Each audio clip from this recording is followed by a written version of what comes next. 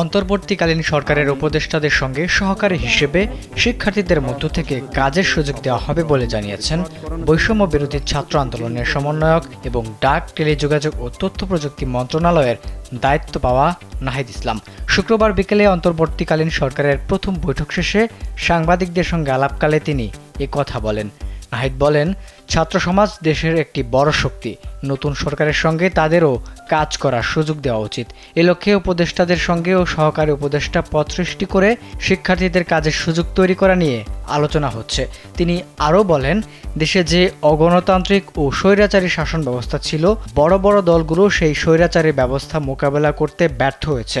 সে জায়গায় ছাত্র সমাজের মাধ্যমে একটি অভ্যুত্থান সংগঠিত হয়েছে। এই ছাত্রদের উপর আস্থা রেখেই জনগণ রাস্তায় নেমে এসেছে।